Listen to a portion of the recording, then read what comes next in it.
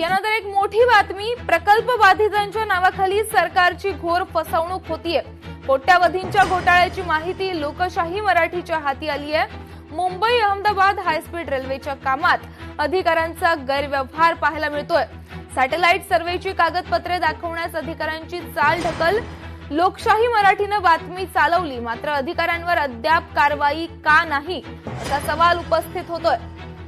Mumbai Ahmedabad high speed रेल्वेचा प्रकल्प जाहीर होताच अनेक अधिकाऱ्यांनी आपसात संगनमत करून पालघर जिल्ह्यात बोगस प्रकल्पग्रस्तांची नावं देऊन चाळी उभारल्यात। या ठिकाणी किमान 2000 घरं बांधून सरकारची लूट केल्याची माहिती लोकशाही मराठीच्या सूत्रांची माहिती आहे। देशासाठी प्रतिष्ठित असलेल्या प्रकल्पात अधिकाऱ्यांनी कोट्यावधी रुपयांचा घोटाळा केलाय।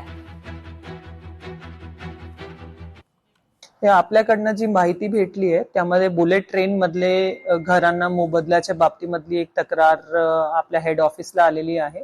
सध्या स्थितीत जे मी आमचे लँड एक्विजिशन ऑफिसर आणि बुलेट ट्रेनचे अधिकारी यांच्याकडनं माहिती घेतली, त्यातनं असं दिसतोय की 131 घरांना त्यांनी मोबदला दिला आणि डिमॉलिश केलेले आहे। या सर्व प्रकरणाची योग्य ती चौकशी करून आपण जे सर्व डिटेल्स आहे आणि जर काही चुकलं असेल तर कारवाई करण्याचेही आदेश दिलेले आहेत आणि निश्चित यामध्ये आम्ही सखोल चौकशी करून हा विषय मार्गी लावू।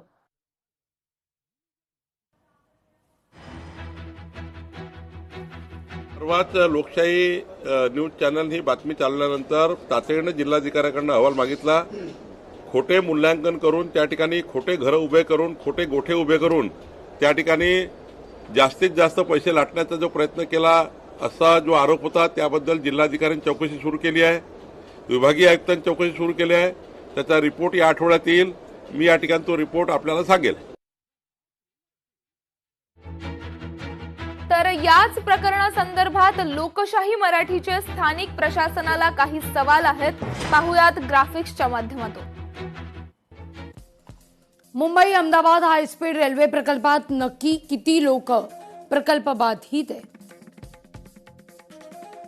प्रकल्प बाधितांचे रहिवाशी दाखले, त्यांची घरपट्टी, संबंधित सर्व कागदपत्रांची खातरजमा केली गेली आहे का?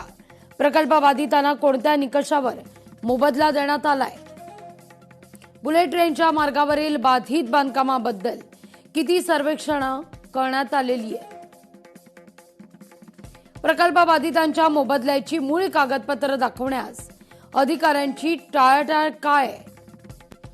सर्वेक्षणादरम्यान काढलेली जमिनीची आणि बांधकामाची जिओ टॅग केलेली छायाचित्र किंवा व्हिडिओ रेकॉर्डिंग सार्वजनिक का करत नाहीत? ज्या प्रकल्पग्रस्तांच्या घरांना मोबदला मंजूर करण्यात येऊन जी घरं निष्कासित करण्यात दिरंगाई का? इसमें अभी तो नहीं है, फिलहाल जब से हम आए तो नहीं देखे रहते। नहीं, यही आगे से सब में चाली में रहते सब लोग। और वो सभी में ऐसी प्रॉब्लम होती है? सब में इधर सब में पूरा भरा हुआ है और बाकी घर भी ऐसे पड़े हुए हैं। हाँ। तो पहले लोग रहते थे या नहीं, आगे हैं, यहाँ पे नहीं है। पानी इतना ज्यादा भरा तो कौन रहेगा यहाँ पे? यहाँ पे कोई नहीं रहता। नहीं है। घर कब बने? अब हो गया है 4-5 साल यहाँ पे बना हुआ। क्या कोई रहने नहीं आता नहीं, क्योंकि पाणी भर रहा है। हाँ, आपण जे प्रकरण निदर्शनास आणून देत आहे ते खरंच खूपच गंभीर बाब आहे।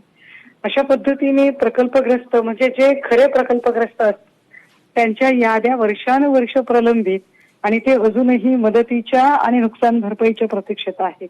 आणि अशा वेळी जर हे एक प्रकरण उद्भवत असेल, खरं तर मला असं वाटतं की याच्यात हे सुद्धा चेक केलं गेलं पाहिजे की हे सगळे अधिकारी हे नेमके कुठल्या केडरचे अधिकारी आहेत। हे IAS केडरचे अधिकारी असतील तर मग हे गुजरातमध्ये काम करणारे आहेत, महाराष्ट्रात काम करणारे आहेत, किंवा या अधिकाऱ्यांचा नेमका वरदहस्त कुणाचा वरदहस्त या लोकांवर आहे?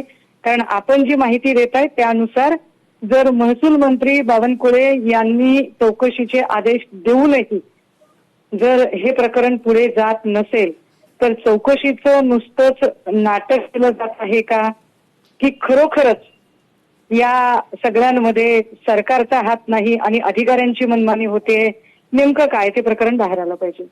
बोगस औषधांचं प्रकरण असेल, बोगस बियाणांचं प्रकरण असेल, कितीतरी अशी कंपन्या आहेत की ज्या बोगस पद्धतीने नुसत्याच रेकॉर्डवर दिसत आहेत, मात्र प्रत्यक्षात त्यांचं काम नाही आणि त्यांचा संबंध पुन्हा फिरून फिरून गुजरातशी येतो। त्यामुळे हे फारच सहज स्वाभाविक आहे पण याचे राजकीय वरदहस्त आणि लागेबांधे निश्चितपणे शोधले गेले पाहिजे. सरकारची लूट सुरू आहे की सरकारमध्ये असलेल्या सगळ्यांनी संगनमत करून सामान्य माणसाच्या टॅक्समधला पैशाची लूट लावली आहे, हे पहिले आपल्याला समजून घ्यावं लागेल. जेव्हा पूर्ण सरकारमधले मंत्रीच भ्रष्टाचारी आहे, म्हणजे बिलकुल आता राम मंदिरमध्ये चोरी करण्यापासून तर आपल्या इथे कुंभमेळ्यामध्ये कशा पद्धतीनं गिरीश महाजन यांच्या जवळचे लोक मोठे मोठे 600 करोडचे टेंडर लाटून राहिलेले आहे, इतक्या अनेक गोष्टी पुढे आल्या आणि तिथेच रस्त्यामध्ये पडून 5 लोकांचा नाशिकमध्ये मृत्यू झाला. त्यामुळे भ्रष्टाचार इतका बोकाळलेला आहे की म्हणजे काम 20% करायचं आणि 80% भ्रष्टाचार करायचा, अशा पद्धतीचे काम आहे. आता हे जे आहे हे स्पष्टपणे दिसत आहे. पहिले तर तुमचं अभिनंदन. माझ्या मते तुम्ही ही बातमी पहिल्यापासून लावून धरलेली आहे. यापूर्वी सुद्धा मला म्हणजे मी जर चुकत नसेल तर मी याच्यापूर्वी सुद्धा याच्यावर तुमच्यासोबत चर्चा केलेली आहे तुमच्या चॅनलवर. तर हे एकच प्रकरणाने अशी कितीतरी प्रकरणं निघतील की सामान्य माणसाला तुम्ही प्रकल्पग्रस्तांसोबत सुद्धा खेळ करून राहिले, म्हणजे तुम्ही दुसऱ्याच्या डोक्यावरचं छत सुद्धा काढून घेऊन राहिलेले. तर हे याच्यामध्ये फक्त अधिकारीच असतील असं मला वाटत नाही. याच्यामध्ये बघितलं पाहिजे, याच्यावर एन्क्वायरी लावली पाहिजे, SIT बसवली पाहिजे आणि संपूर्ण सत्य बाहेर आणलं पाहिजे. अनेक लोक जे आहेत ते मोठे मोठे लोक याच्यात सापडल्याशिवाय राहणार नाही. कुठल्या अधिकाऱ्याची एवढी हिंमतच नाही हो, एवढे घरं बांधून तिथे भ्रष्टाचार करण्याची, जोपर्यंत राजकीय सपोर्ट नाही आहे तोपर्यंत.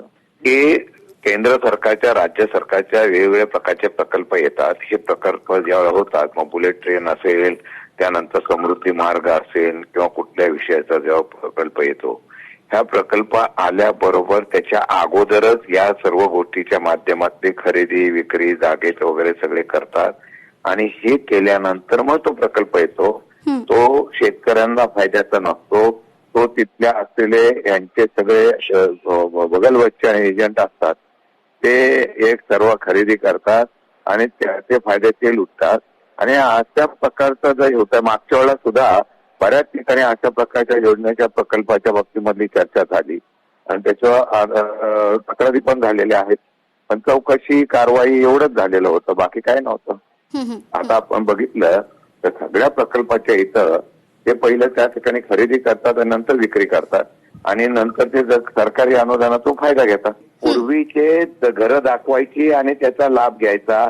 आता तुम्ही बघा काही ठिकाणी झाडं लावतात, झाडांचा लाभ दाखवतात, हातात वेगवेगळ्या प्रकारचं प्लॅनिंग करून सगळं करतात ही लोक. असं आहे ते. आणि हे प्रचंड सरकारच्या पैशाची लूट आणि भ्रष्टाचार आहे. चौकशी करून जे अधिकारी ज्या लोकांनी अशा प्रकारचं हे केलेलं आहे त्यांच्यावर कारवाई झाली पाहिजे. तर याबाबत लोकशाही मराठीने अधिक माहिती मिळवली असता ज्या लाभार्थींना मोबदला दिला गेला त्यापैकी अर्धे लाभार्थी अमराठी आणि परप्रांतीय असल्याचं निदर्शनास आलंय. यादीत 157 लोकांची नावं असून यातील अर्धे लाभार्थी अमराठी आहेत. पालघर जिल्ह्यातील आदिवासी बहुल वस्ती पाड्यांवर ही अमराठी नावं कशी आली? स्वतःला स्थानिक म्हणवणारी ही मंडळी नेमकी कधीपासून इथं वास्तव्यास आहेत, असे अनेक प्रश्न आता उपस्थित होत असून याची ठोस उत्तरं तिथल्या सक्षम अधिकाऱ्यांकडे उपलब्ध नसल्यानं प्रकल्प बाधितांना मोबदला देताना गैरव्यवहार झाला असावा याला आता पुष्टी मिळते.